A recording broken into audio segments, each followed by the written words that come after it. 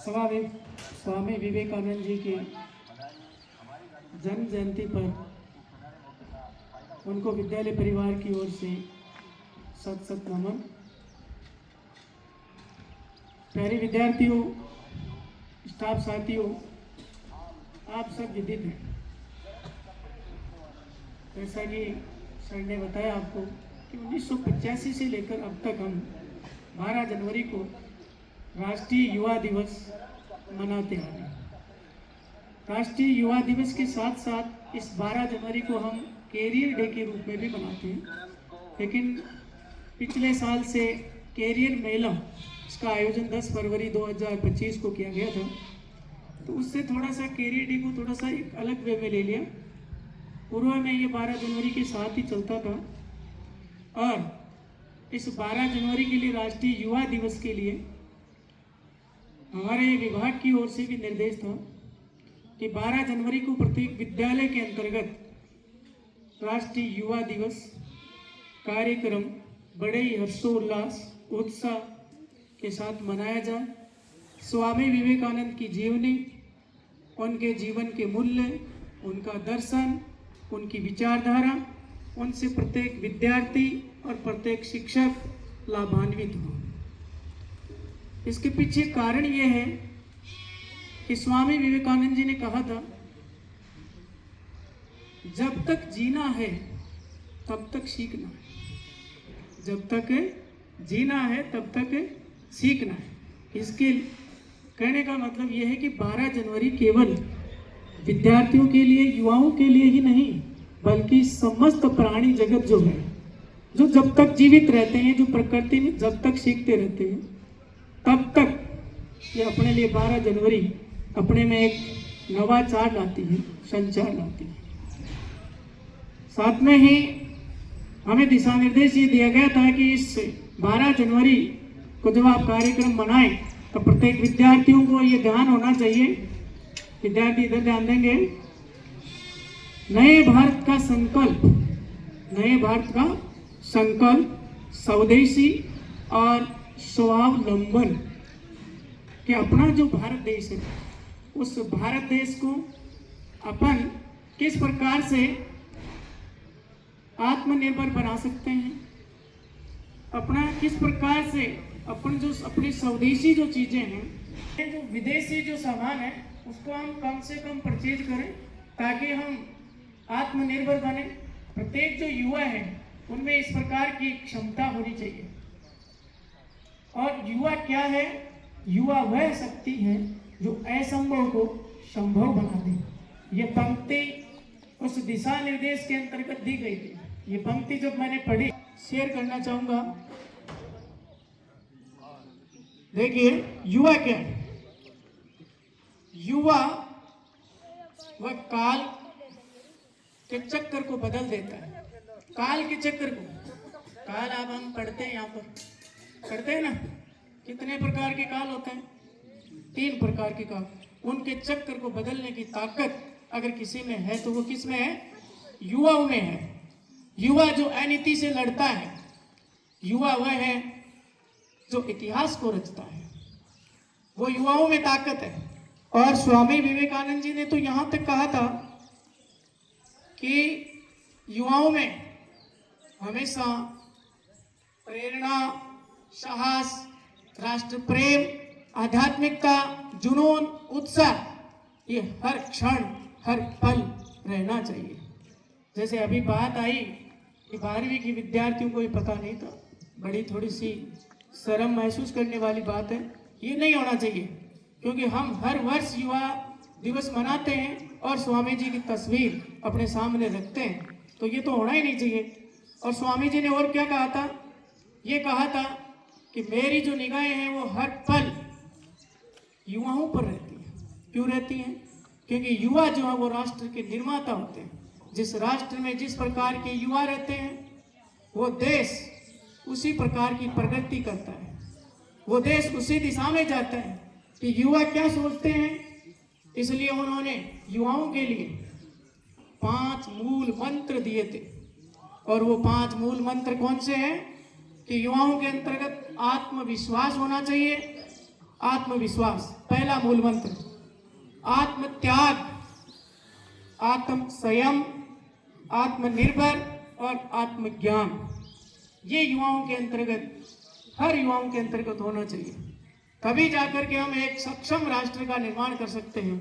विदेशी जो आधिपत्य है उनको उनके अपन गुलाम नहीं बन सकते, अगर ये ताकत हमारे पास है तो। और हम सब ये चाहते हैं, हमारी सरकार का भी विजन है कि एक नया भारत का संकल्प, जिसमें हम सब आत्मनिर्भर बन जाएं, किसी के ऊपर हम डिपेंड नहीं रहें। और इसलिए स्वामी विवेकानंद के शब्दों में कहें तो युवाओं को स्वावलंबी बनना चाहिए, लीडर, साहसी और कर्मठ बनना चाहिए।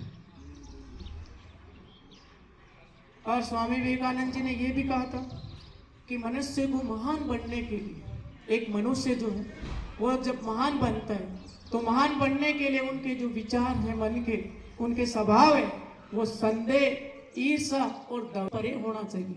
वही व्यक्ति महान बन सकता है जिसके स्वभाव में कोई संदेह, ईर्ष्या और द्वेष की भावना नहीं है।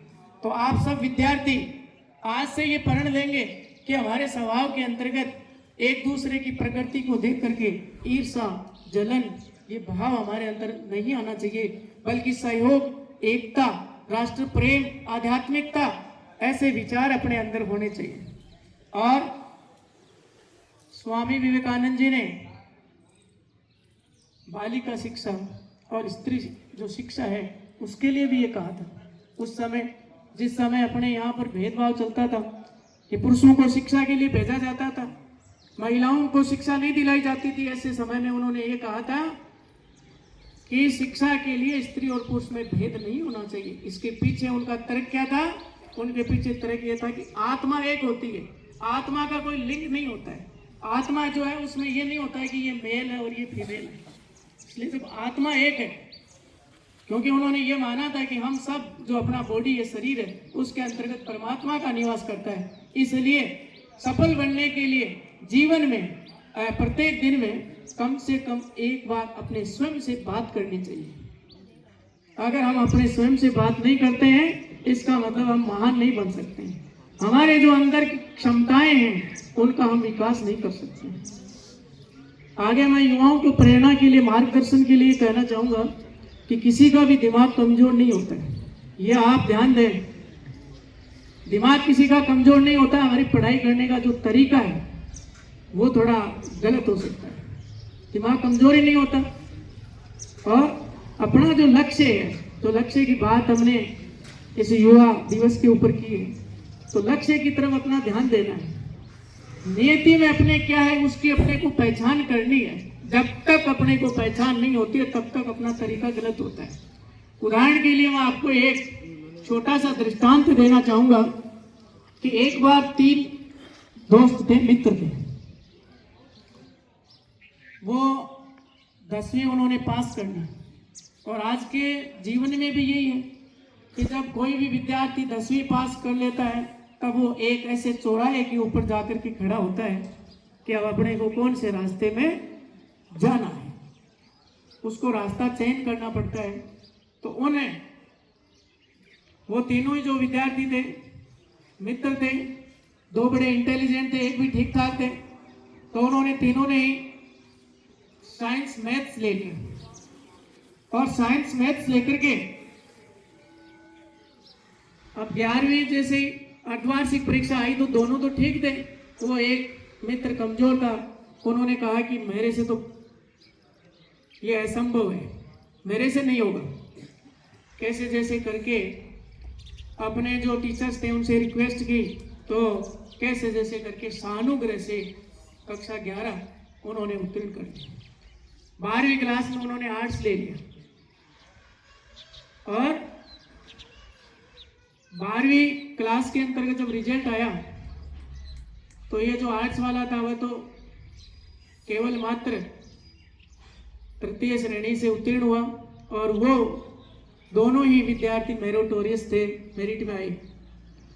और आगे चलकर के उनमें जो जिसका पहला नंबर आया वो तो बड़ा इंजीनियर बना, और जो दूसरा जिनका नंबर था वो आईएएस बना। ये कहानी है टी श्रीनिवासन, जो आगे चल करके मुख्य चुनाव आयुक्त भी बने। आईएएस से वो बाद में चुनाव आयुक्त बन गए, जिनकी रैंक क्या थी?